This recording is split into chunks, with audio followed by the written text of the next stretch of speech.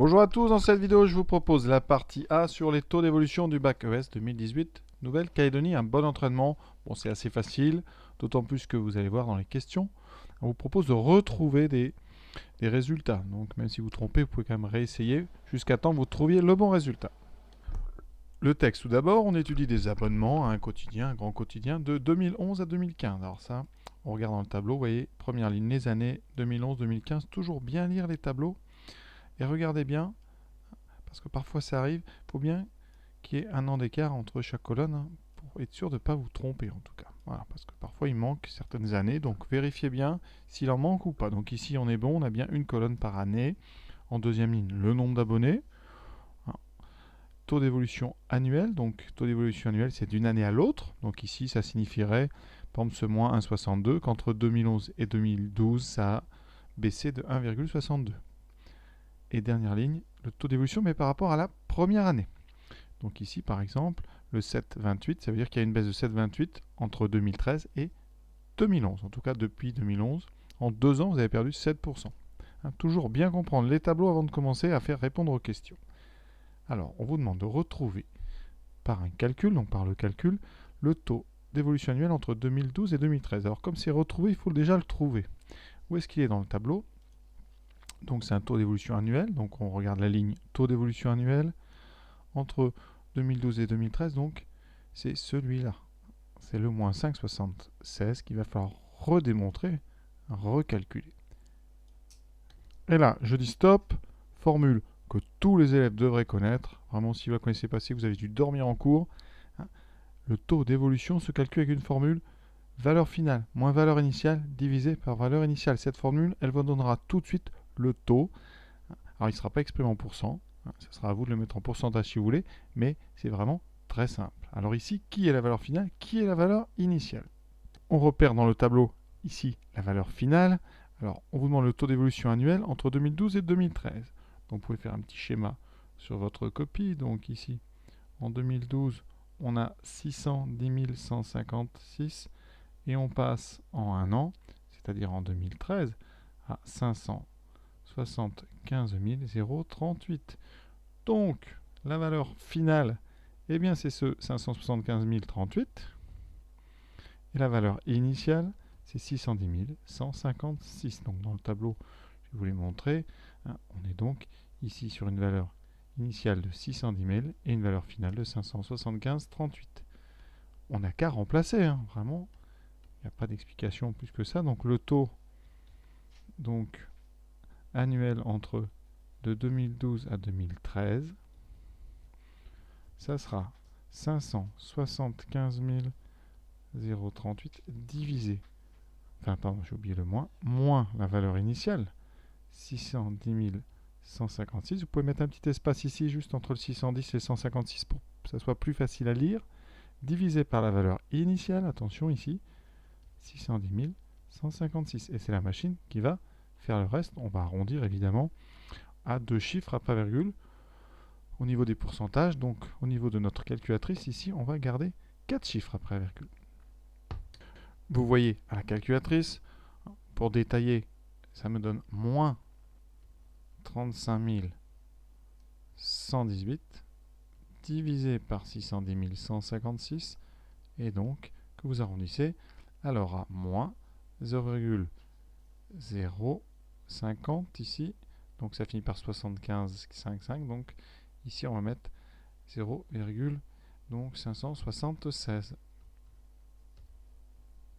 Et maintenant vous n'avez plus qu'à l'écrire en pourcentage, tout simplement vous mettez le symbole pourcent et vous multipliez le nombre par 100, donc ça décale la virgule de 2 crans, donc on a moins 5,76. Vous voyez bien, eh bien, on retrouve le chiffre qui est inscrit, le nombre qui est inscrit ici, donc moins 5,76%. Donc vous écrivez, c'est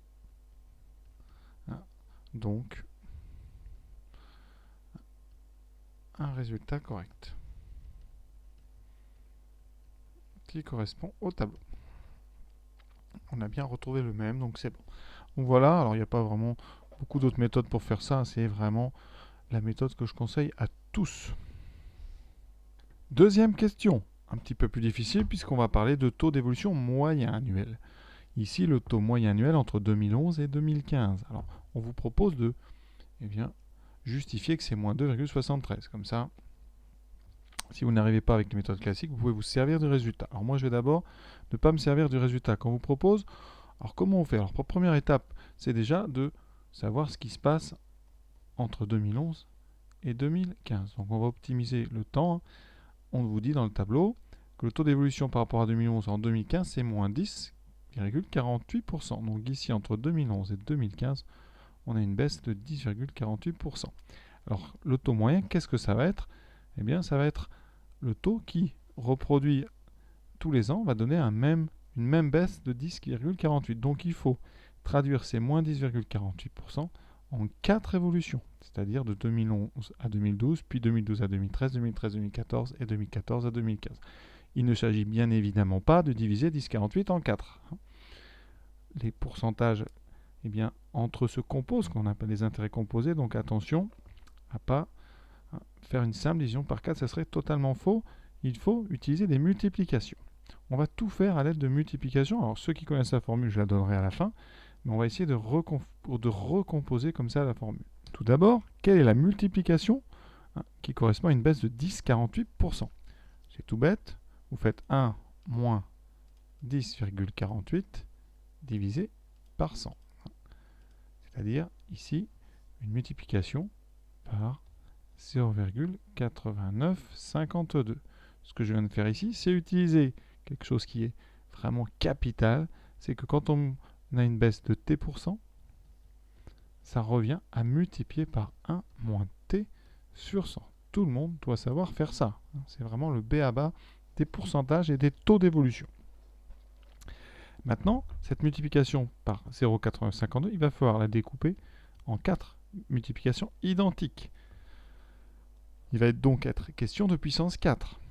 Il faut donc trouver un nombre qui, multiplié 4 fois par lui-même, donne 0,8952, c'est-à-dire trouver un nombre tel que q puissance 4 soit égal à 0,8952.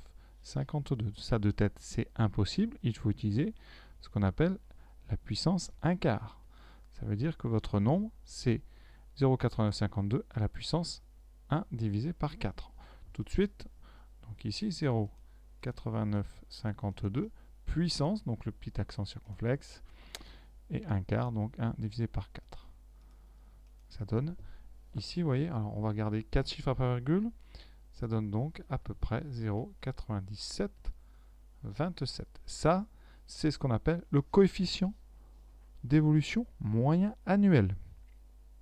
Pour résumer ce qu'on vient de faire, une multiplication par 0,8952 revient à 4 multiplications par 0,9727.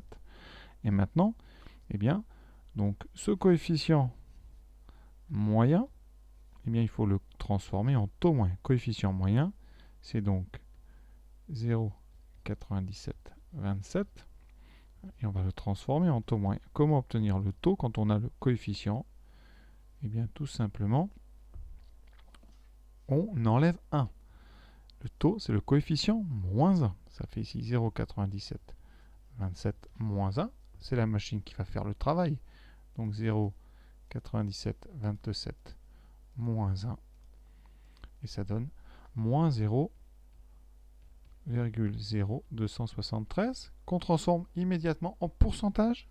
Et je vous rappelle, on l'a vu il y a quelques instants, pour transformer un nombre en pourcentage, on écrit le symbole pourcent et on multiplie ce nombre par 100, c'est-à-dire qu'on décale la virgule de 2 places vers la droite. Donc ça donne moins, ici 2,73%. C'est exactement ce qu'il fallait bien démontrer. On est bien tombé sur le nombre annoncé dans le texte, donc ici, CQFD, ce qu'il fallait démontrer. Alors petit retour sur la formule que j'ai utilisée, ici le rapport entre coefficient et taux, quelque chose qui est vraiment très important aussi, ça fait beaucoup de choses importantes, mais il faut savoir que le coefficient multiplicateur, c'est 1 plus le taux. Ça veut dire qu'ici, si vous avez par exemple une augmentation de 10%, eh bien le coefficient, ça sera 1 plus 10%, c'est-à-dire 1,10. Donc si vous voulez inverser cette relation, le taux, c'est donc le coefficient moins 1. Donc voilà comment à chaque fois qu'on veut un taux, quand on a le coefficient, on fait tout simplement moins 1. Alors pour tous ceux qui ont toujours un peu de mal à reconstituer comme ça la formule, vous avez la possibilité de l'apprendre par cœur. Alors il faut partir du taux global. Donc le taux global dans la formule, tout simplement, j'ai appelé TG. Ici le taux global sur n, donc n évolutions. Ça, c'est la seule chose qu'il va falloir apprendre à compter tout seul. On est entre 2011 et 2015. On a donc 4 évolutions. Vous voyez, 1, 2, 3, 4. Si vous avez du mal, vous les écrivez toutes et vous comptez combien il y a, eh bien, vous voyez, de passages d'une année à l'autre. Une fois que vous avez donc ce taux global, ici, alors je vais le faire en même temps juste à côté. Ici, notre taux global, il est donné. On l'a utilisé tout à l'heure. Taux global, entre 2015 et 2011, il est écrit, c'est 10,48 avec un moins. Donc, on écrit moins 10,48% qu'on transforme tout de suite en nombre, hein, si on veut. Ça fera moins 0, ici 1048. Qu'est-ce qu'on fait de ce taux global? Première étape, on va le transformer en coefficient. Pour ça, on rajoute 1. Donc on fait 1 plus taux global à la puissance 1 sur le nombre d'évolution. Ici, ça sera 1 quart. Donc pour l'instant, on va faire 1 plus donc moins 10,48%. 10,48% qu'on écrit tout de suite sous forme d'une division par 100. Et ensuite, là, on obtient ce qu'on appelle le coefficient. Ici, moyen. Et on n'a donc plus qu'à faire moins 1. Et vous avez comme ça directement le taux moyen sur n évolution. Donc nous, eh bien, si vous voulez la réponse immédiatement, le taux moyen, ça sera donc 1 moins 10,48 sur 100, puissance 1 quart, moins 1. Vérification. Voici l'expression sur une Texas. On varie un petit peu. Je valide. Et vous voyez que je tombe bien sur moins 0,027 que je n'ai plus qu'à multiplier par 100 pour avoir le résultat en pourcentage. On a bien moins 2,73%. Donc vous voyez que cette formule elle est très facile à appliquer. Il faut bien connaître le taux global et le nombre d'évolutions ici. Donc n, donc il y a juste deux paramètres à connaître et vous appliquez, ça donne le résultat directement en... Alors, si vous voulez en pourcentage, vous rajoutez x 100, hein, comme ça. Et donc, vous voyez, on a trouvé moins 2,73%. Donc, on est vraiment quasiment assuré à chaque fois avec la formule d'arriver au bout sans trop réfléchir. Donc, pour tous ceux qui vraiment ont envie de mettre ce point-là lors de l'épreuve ou lors d'un contrôle, eh bien, vous apprenez la formule et vous l'utilisez tout de suite. On ne pourra rien vous reprocher. Voilà pour cette partie-là et les taux d'évolution. Donc, j'ai fait le maximum ici. Je vous invite à aller voir la deuxième partie. Alors, on va faire une autre vidéo parce que ce n'est pas du tout le même thème. Cette partie B, elle parle des suites. Je vous montre le texte tout de suite. C'est très classique comme exercice, comme partie. On va, bien, pour ceux qui sont bien habitués, on a ici une suite dite arithmético-géométrique. Donc ça va passer par l'étude d'une suite géométrique. Ceux qui sont bien entraînés connaissent ça par cœur. Et l'objectif final ici, c'est de compléter un algorithme avec une boucle conditionnelle ici tant que, vous voyez, et deux petites questions qui suivront. Donc voilà pour cette partie B, je vous invite évidemment à la faire pour vous entraîner. Pour le texte, je vous indique le lien sur le site de la PMEP. À très bientôt.